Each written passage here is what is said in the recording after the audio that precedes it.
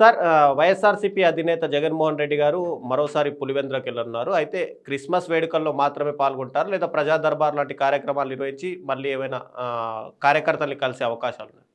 మీరన్నట్టు మాజీ ముఖ్యమంత్రి వైఎస్ జగన్మోహన్ రెడ్డి గారు పులివెందుల 3 రోజుల పర్యటనకెళ్తున్నారు. బహుశా ఎప్పుడు కూడా ఆయన ముఖ్యమంత్రిగా ఉన్నా, ముఖ్యమంత్రిగా లేకపోయినా మొదటి నుంచి కూడా క్రిస్మస్ పర్వదినం రోజు కుటుంబ సభ్యులతో కలిసి 3 డేస్, 4 డేస్ అక్కడ ఉండడం అనేది వారికి ఎప్పుడు ఉన్నటువంటి సాంప్రదాయం. ఒక ఆనవాయితీ కూడా.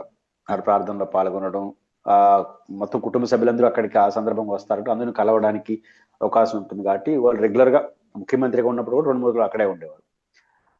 బొత్స రాజశేఖర రెడ్డి గారి నుంచి కూడా ఆ సాంప్రదాయం కొనసాగుతుంది. అందులో భాగంగానే ఈసారి కూడా పర్యటనకు ప్రాథమికమైనటువంటి ఉద్దేశం క్రిస్మస్ పర్వదినమే, ఇంకొక కారణం కాదు. అయితే 2 కారణాలు రీత్యా జగన్మోహన్ రెడ్డి గారు ఇతర అంశాలపైన కూడా ఫోకస్ పెడతారు. ఒకటి, జగన్మోహన్ రెడ్డి గారు ఇంటి నుంచి బయటికి రావడం అంటే అది పండగకు వచ్చినా లేదా ఒక పెళ్లి లాంటి శుభ కార్యక్రమాలకు వచ్చినా జనంతో సంబంధం లేకుండా ఉండరు. ఆయనకున్నటువంటి జనరల్ పిక్చర్, ఆయనకున్న జనంతో ఆయనకి ఉన్నటువంటి మమేకమైనటువంటి రిలేషన్ అలాంటిది. అందుకని నేచురల్ గా జగన్మోహన్ రెడ్డి గారు ఎక్కడికి వచ్చినా ఆయన సమస్యలు అవన్నీ చెప్తుంటారు. 2, జగన్మోహన్ రెడ్డి గారి సొంత నియోజకవర్గం అది. కుటుంబ సభ్యులందరూ కూడా నియోజకవర్గంలో ఉంటారు. పులివెందుల్లో జగన్ గారిని వైఎస్ కుటుంబాన్ని కానీ వేరు చేయలేని అవినాభావ అనుబంధం వాళ్ళది. రాజకీయంగానే కాదు, సేవా కార్యక్రమాల రీత్యా వాటిని రీత్యా. మీరు పులివెందుల పట్టణంలోకి వెళ్తే ఎక్కడికి పోయినా, ఏ ఇంటికి పోయినా వైఎస్ కుటుంబంతో అనుబంధం లేని ఇల్లు ఉండదు. అది ప్రత్యర్థి లేదా ఇంకొకరికట కాదు, సొంత పార్టీ కాదు. ఒక వైద్యులుగా, సామాజిక సేవగా, రాజకీయ కార్యకర్తలుగా, అన్ని రకాలుగా. రాజశేఖర రెడ్డి గారు ఉన్నప్పుడు రాజశేఖర రెడ్డి గారు రూపాయి డాక్టర్గా, అదేవిధంగా వైఎస్ భారతి గారు వారి తండ్రి గంగిరెడ్డి గారు దాదాపు ఉచితంగా వైద్యులుగా ఆ ఏరియాలో సేవలు అందించడం. ఇప్పుడు వాళ్ళ కుటుంబ సభ్యులు కూడా 1-2-3 అక్కడే హాస్పిటల్ పెట్టి ప్రజా వైద్యశాల నిర్వహించడం. ఆ రకంగా వైద్యులుగా అందరికీ సుపరిచితులు ఆ కుటుంబం. 2, జగన్మోహన్ రెడ్డి గారి నాయకత్వంలో ఉన్నటువంటి వైఎస్ఆర్ కాంగ్రెస్ పార్టీ కావచ్చు, అందుముందు జగన్ గారి కుటుంబం, వైఎస్ కుటుంబం నాడు నేడు మన వెంకటప్ప మెమోరియల్ స్కూలు, మానసిక వైఫల్యం కలిగినటువంటి వారికి పాఠశాల, ఇంకా ఇతర సేవా కార్యక్రమాలు, ఇవన్నీ చూసినప్పుడు మల్టిపుల్ గా అందరితో వాళ్ళకి సంబంధాలు ఉంటాయి. అంటే వైఎస్ కుటుంబంతో సంబంధం లేని కుటుంబం ఉండదు. అట్లాంటి కుటుంబం కంటే సహజంగా వాళ్ళు ఇది బాధలు మీరు కావాలంటే రేపు ఎప్పుడన్నా క్రిస్మస్ ప్రార్థనలో ఆయన కూర్చొని ఉంటాడు, అక్కడ కూడా సమస్యలు చెప్తా ఉంటారు, ఆయన వింటుంటాడు.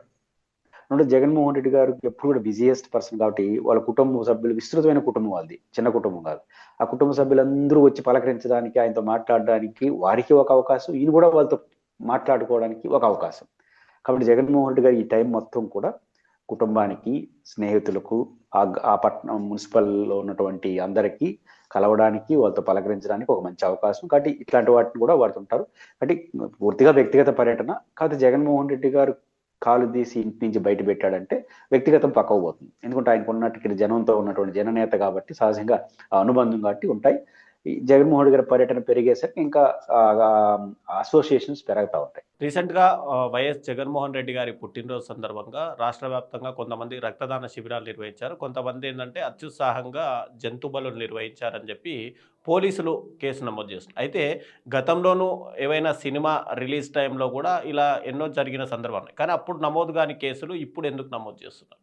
అంటే నమోదు వెనకాల రాజకీయంగా కోపతాపాలు ఉండొచ్చు, కానీ at the same time Jaganmohan Reddy గారి జన్మదినం అద్భుతంగా ప్రపంచవ్యాప్తంగా జరిగింది.